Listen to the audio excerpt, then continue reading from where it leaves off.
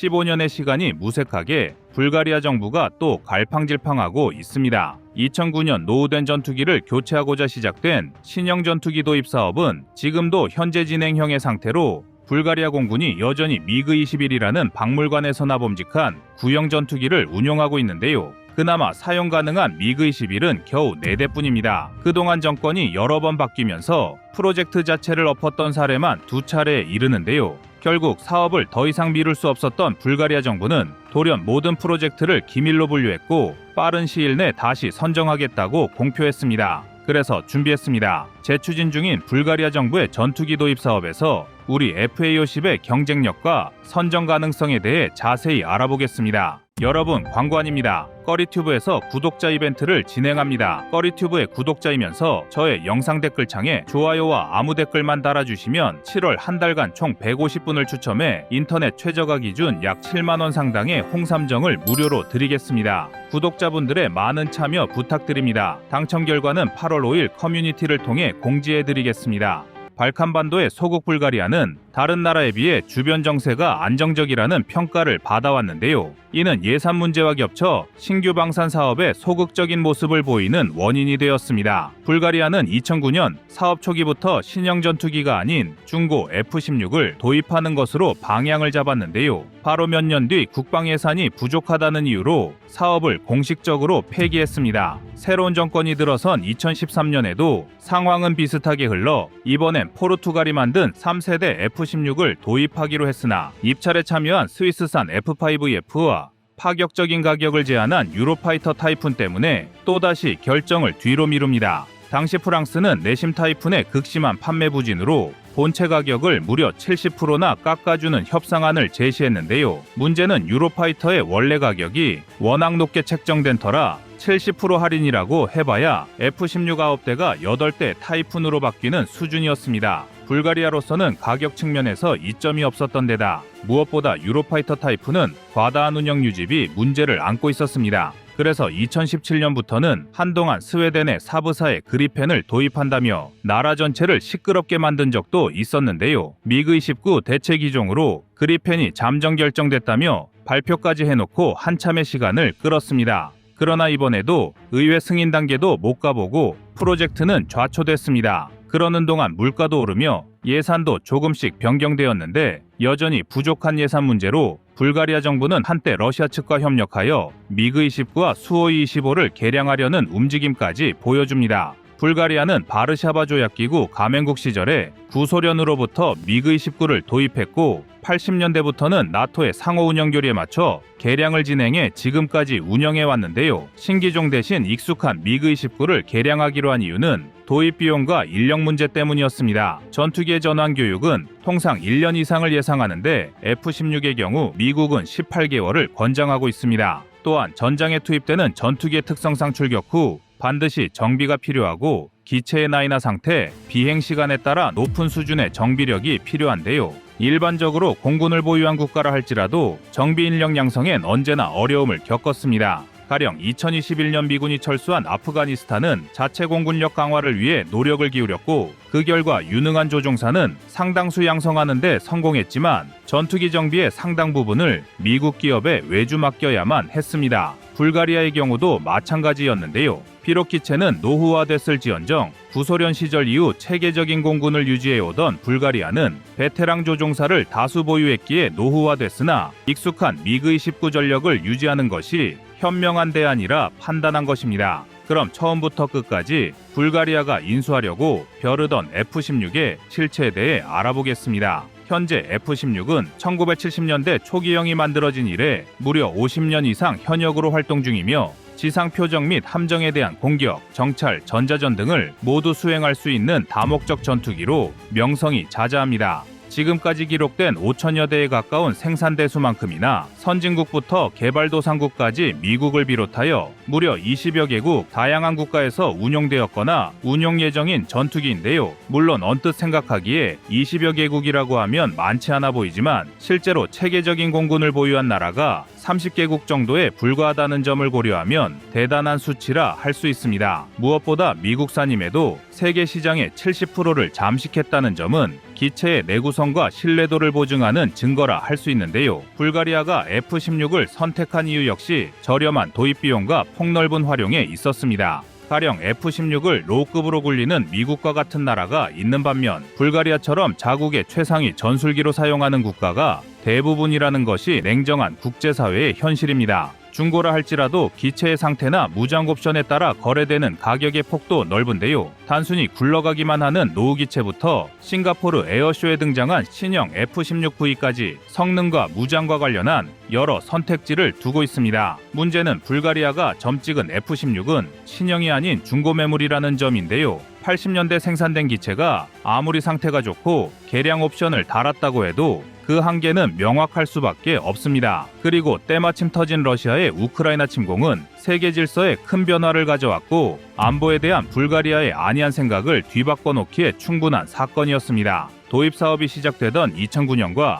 2차 사업을 재추진하던 2013년 당시에도 불가리아 공군은 노후화된 미그-21 풀크럼을 운용하고 있었는데 이제 15년이 더 지난 지금은 구동 자체가 위태위태한 수준에 이르렀고 곧 도입한다던 F-16 역시 인수가 차일피일 늦어지고 있습니다. 더구나 문제는 세계적인 수요 증가로 중고는 매물이 사라졌고 신형은 록히드 마틴이 생산량을 감당하기 어려워졌다는 점입니다. 2019년 마음이 급해진 불가리아 정부는 F-16V 블록 70 전투기 16대를 주문했고 록히드 마틴은 이 중 8대를 5억 1200만 달러, 한화 7천억 원의 계약을 체결했습니다. 물론 이 계약에 엔진은 포함되지 않았지만 통상적인 F-16V의 절반도 안 되는 초염가 계약이었습니다. 그리고 불가리아는 여기서 멈추지 않고 2022년 추가로 F-16V 8대 예비 엔진 탄약 부품 등을 도입하는 총 13억 달러 한화 약 1조 8,343억 원의 예산을 의회 본회의에서 통과시켰습니다. 미국이 공급하는 F-16엔 노스롭 그루먼사의 AN/APG-83 능동전자주사 배열 레이더, 레이시온의 뉴타입 임무 컴퓨터, 향상된 전자전 시스템, 지상 충돌 방지 시스템이 탑재되는 것으로 알려졌는데 미국은 F-16V 납기 전에 조종사와 정비사에 대한 교육용으로 치장용 F-16 2대를 불가리아에 무상 제공했습니다. 그러나 문제는 이번에도 납기였습니다. 록히드 마틴은 코로나19 이슈와 생산 설비 문제로 차질을 빚으면서 생산량에 큰 문제를 겪고 있는데요. 현재 F-16이 가장 급한 나라 대만도 1년 이상 출고가 연기되었고 제조사 측의 설명대로라면 2026년이나 되어야 납기가 가능해지면서 불가리아의 안보 공백은 언제 메워질지 장담할 수 없는 실정입니다. 이에 불가리아 정부의 3차 전투기 구매 사업이 다시 시작되었는데요. 불가리아는 F-16이 도착하기 전까지의 전력 공백을 메우면서 중간급 포지셔닝의 전투기 조달 계획을 발표했습니다. 그러나 길게 끈 시간만큼이나 그동안 시장은 많은 변화가 있었는데요. 무엇보다 대한민국 FA-50의 등장입니다. 물론 2017년 2차 도입 사업 때도 FA-50이 거론되긴 했으나 인지도와 성능 검증 면에서 지금의 상황과는 많이 달랐습니다. 당시엔 기체가 신형이란 장점이 있었지만 무기 인티 문제가 불거진 것입니다. 그러나 여기 F-16V 블록 70을 주문했다가 취소하고 급하게 대한민국의 FA-50PL 48대를 계약한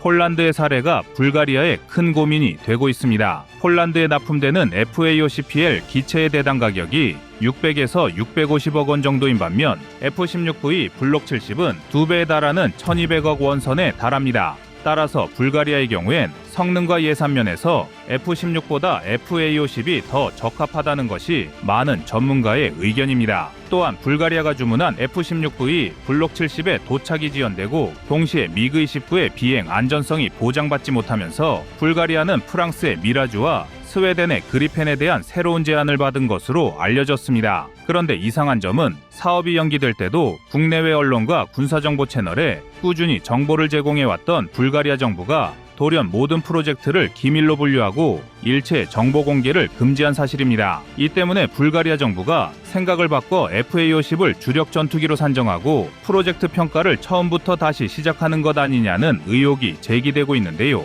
F-16V가 도착하기 전까지의 전력 공백을 메꾸는 역할에서 완벽한 대체자로 인정받는 FA-50의 달라진 위상과 함께 FA-50이 가진 경공격기로서 비교 불가의 가격 대비 성능과 신뢰성이 재조명받고 있습니다. FA-50이 기체의 크기와 사양면에서 F-16V의 비교 대상은 아니지만 국방 예산 증액이 쉽지 않은 불가리아와 같은 국가의 훌륭한 대안이 될 수 있다는 것인데요. 과연 불가리아 정부는 어떤 선택을 할까요? 여러분의 구독과 좋아요가 꺼리튜브 운영에 많은 힘이 됩니다. 다음은 23년 8월 24일 무인화 경쟁 영상입니다. 한국이 전 세계 군사 강국들 사이에서 구세주로 거론되고 있습니다. 작금의 인구 절벽 문제는 상상 이상으로 심각한 상황인데요. 한국은 물론 전 세계 그 어떤 나라조차 뾰족한 해결책을 내놓지 못하는 실정이었습니다. 그런데 한국이 이를 해결할 무인화 신기술을 세계 최초로 발표하면서 시선이 집중되고 있습니다. 그래서 준비했습니다. 대한민국의 최적화된 무인화 기술의 탄생과 배경, 앞으로의 전망까지 자세히 알려드리겠습니다. 최근 방산 시장을 가장 뜨겁게 달구고 있는 키워드는 단연 무인화일 것입니다. 유독 인구 절벽이라는 직격탄을 가장 크게 맞은 대한민국에 있어 유일한 해결책이기도 한데요. 무인 장비는 운용 인원을 감축시킬 수 있을 뿐만 아니라 병사들의 생존 확률도 상당히 높일 수 있습니다. 게다가 고도로 발달한 무인화 기술은 불안한 안보 상황의 양적 완화에도 일조할 수 있는데요. 그동안 퇴역 후 치장물자가 되어 제대로 관리조차 받지 못했던 구식 장비들의 무인화 기술을 적용해 일종의 드론으로 사용하는 기술이 개발되었기 때문입니다. 예를 들어 우크라이나군 참호를 파괴하기 위해 폭발물을 가득 실은 채 돌격하던 러시아군의 무인전차도 단순하고 초보적이긴 하지만 퇴역 장비의 무인화 기술을 접목한 대표적인 사례인데요. 여기서 끝이 아닙니다. 중국 또한 퇴역 조치한 노후 전투기의 드론화 연구에 박차를 가하고 있습니다. 이는 동북아를 넘어 전 세계를 긴장시킬 만한 일인데요. 실제로 전문가들은 중국이 구형 전투기 드론화에 성공할 시 항공 전력이 최소 2배 이상 늘어날 것이라 경고하고 있습니다. 전투기 수백 대가 단지 자폭만을 위해 달려드는 모습을 떠올려 보시면 전문가들의 경고를 납득할 수 있을 텐데요. 그리고 이런 상황에서 대한민국이 기존 무인화 기술의 패러다임을 송두리째 바꿔버릴 완전히 새로운 체계를 개발하는 데 성공했습니다. 아주 기초적이고 단순한 동작만 가능하던 무인 전투기를 고도로 훈련된 베테랑 파일럿 수준의 기동이 가능하도록 바꿔주는 혁신적인 기술이죠. 여기에 대한민국 기술진이 인간 형태로 만든 로봇, 휴머노이드로 전투기 조종을 하는 기술을 세계 최초로 개발하여 기존의 항공기를 개조하지 않고 즉각적으로 자동 비행이 가능해 실용성 및 활용성이 매우 높다고 할 수 있습니다. 실제 전투기에서 타고 내리는 로봇을 직접 볼 수 있게 되는 날이 올 수도 있는 것인데요. 사실 파일럿을 인공지능으로 대체 무인화하려는 시도는 세계적으로 이뤄지고 있습니다. 무인화가 현실에서 이뤄진다면 인공지능은 인간이기에 어쩔 수 없는 파일럿의 한계를 아주 간단히 뛰어넘을 수 있는데요. 일례로 인간의 몸은 아무리 고도로 훈련되었다 하더라도 부지 이상의 중력 하속도를 견디는 게 불가능합니다. 급격한 기동으로 높아진 중력 하속도로 인해 하체에 피가 쏠리게 되면 반대로 안구 안에 피가 공급되지 않고 이는 곧 시야가 좁아지는 그레이아웃과 시야를 완전히 상실하는 블랙아웃으로 이어집니다. 그리고 이 상태가 십수초만 이어져도 파일럿은 의식을 잃고 골격 및 근육 반응이 불능 상태가 되는 지락 상태에 빠져버립니다. 그러나 너무나 당연하게도 인공지능 파일럿은 중력 하속도 문제에서 비교적 자유롭습니다. 더구나 무인화의 장점은 이뿐만이 아닌데요. 항상 발목을 잡는 예산 문제도 인공지능 파일럿이 훨씬 자유로운 편입니다. 인간 파일럿은 F-16 파일럿 기준으로 최초 양성에만 약 2억 1천만 원, 이후 10년간 베테랑 파일럿으로 거듭나는데 87억 원가량의 양성 비용이 필요합니다. 반면 인공지능 파일럿은 알고리즘을 통해 기존 인간 파일럿들이 쌓아놓은 데이터를 순식간에 습득할 수 있습니다. 즉, 베테랑 파일럿으로 거듭나는 시간 자체가 불필요하다는 뜻입니다. 인공지능은 보다 효율적인 전투도 가능합니다. 인간 파일럿은 연료 소비와 기체 각도, 최고 속도 등의 모든 조건을 고려해 연비 문제를 항상 계산하며 비행해야 하지만 인공지능은 애초에 완벽한 데이터 처리로 목표 지점까지 효율적이며 최적의 비행 궤도를 실현할 수 있습니다. 실제로 지난 2020년 미 국방부 내에서도 가장 최첨단의 기술만을 연구한다는 국방 고등연구계획국 통칭 다르파와 존스 호킨스 대학교에서 진행한 알파 도그파이트 챌린지의 데이터를 보면 인간 파일럿이 로봇에 5대0으로 완패했던 기록이 있습니다. 여기서 더욱 놀라운 점은 인공지능 파일럿이 격추는커녕 단 한 차례의 유효 공격도 허용하지 않았다는 건데요. 한마디로 퍼펙트 게임이었던 셈입니다. 물론 알파 도그파이트 챌린지의 결과가 인간 파일럿의 종말을 얘기하는 건 아닙니다. 실험은 어디까지나 실제 비행이 아닌 시뮬레이터를 통해 이루어졌을 뿐이고 시험 과정도 다르파와 존스 홉킨스 대학교의 조율을 통해 매우 엄격하고 제한된 환경 속에서 돌발 변수가 완벽히 통제된 상태에서 치러졌습니다. 즉 아직은 어디까지나 기술 실증용으로 꾸려진 시험 환경에서만 인공지능 파일럿이 효과를 발휘할 수 있다는 의미입니다. 더군다나 가까운 미래 6세대 전투기로 대표되는 인공지능 파일럿의 시대에도 여전히 인간 파일럿은 필요합니다.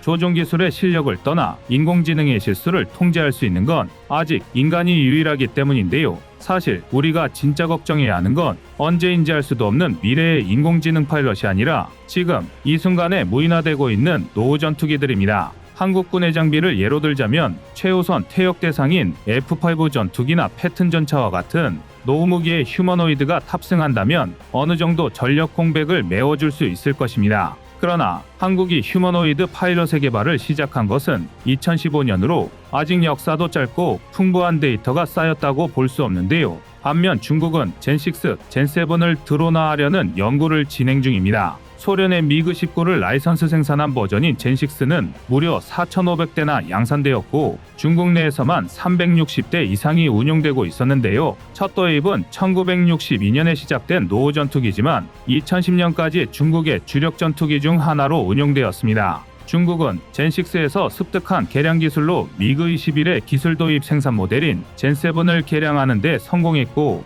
이 또한 1000대 이상 양산되어 중국 공군에서만 290대 가까이 운용되었다가 최근 퇴역 수순을 밟았습니다. 즉 젠6, 젠7 두 기종만 합해도 무려 650대 이상이 퇴역 기한에 접어들었던 건데요. 아무리 물량으로 승부하는 중국이라 해도 한 번에 650대의 전술기를 퇴역시키는 건 엄청난 안보 공백이었습니다. 결국 중국은 두 기종을 무인하게 조하여 자폭 드론으로 운용한다는 정신나간 생각을 떠올렸는데요. 하지만 그 효과는 굉장했습니다. 당장 젠7만 봐도 전장 14.8m, 전폭 8.3m, 전고 4.1m에 달하는 상당한 크기에 순항 속도는 시속 970km에 불과하지만 순간 최고 속도는 마하 2에 육박합니다. 게다가 최고 상승 고도는 17,500m, 항속거리는 2,200km에 달하는데요. 아마 이렇게만 말씀하시면 이게 왜 위험한 건지 감이 잘 오지 않으실 겁니다. 그러나 젠7이 페이퍼 스펙 그대로 자폭 드론으로 개조되었다고 가정한다면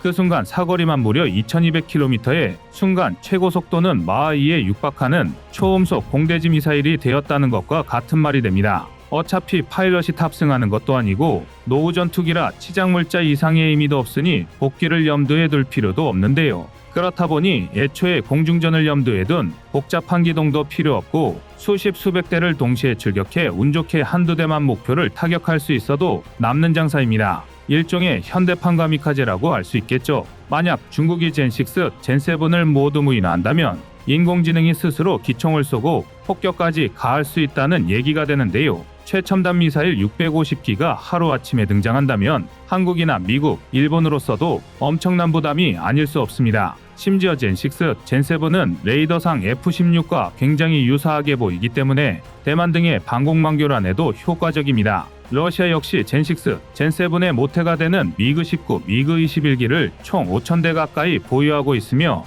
만약 이들 대부분이 무인 드론화가 된다면 우크라이나는 물론 유럽 전역이 러시아의 테러 범위에 포함됩니다. 게다가 드론 기술이 가장 발달한 중국의 기술까지 접목된다면 미국으로 완전히 치우쳤던 힘의 균형이 흔들리게 될 것입니다. 당연히 대한민국도 여기에 대응하기 위해 대응 전력을 반드시 보유해야만 하는데요. 문제는 우리 군의 전술기 숫자가 420여 대에 불과하다는 것입니다. 그것도 이중 100기 가까이는 노후화된 F4, F5라 신뢰도가 부족하고 심지어 KF-21 양산과 함께 장기적인 퇴역 절차에 접어들 예정입니다. 다시 말해 절대적인 수적 열세가 필연적이라는 뜻인데요. 그런데 최근 한국과학기술원 카이스트가 세계 최초로 신개념 인공지능 파일럿 개발에 성공하면서 상황이 완전히 반전되기 시작했습니다. 카이스트가 공개한 자연어 처리 기반 인간형 조종사 로봇은 쉽게 말해 전투기 조종 로봇인데요. 지금까지의 인공지능 파일럿들이 전투기를 조종하기 위해선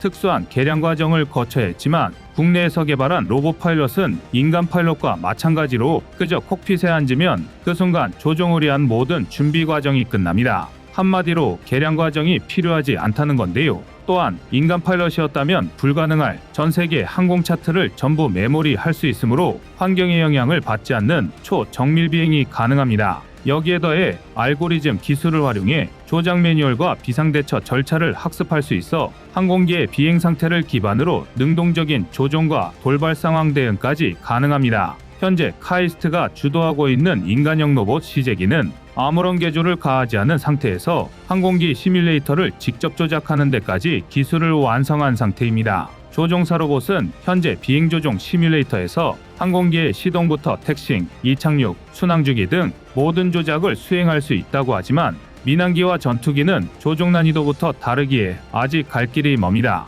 그러나 한국만이 가진 확실한 장점이 있기에 무인화 기술의 미래를 밝혀주고 있는데요. 한국이 보유한 세계 최고의 반도체 기술력과 로봇공학 기술력을 이용한다면 휴머노이드가 탑승한 전술기 700대 보유가 꿈만은 아닐 것입니다. 여러분의 생각은 어떠신가요? 이상 꺼리튜브의 두 번째 미션이었습니다.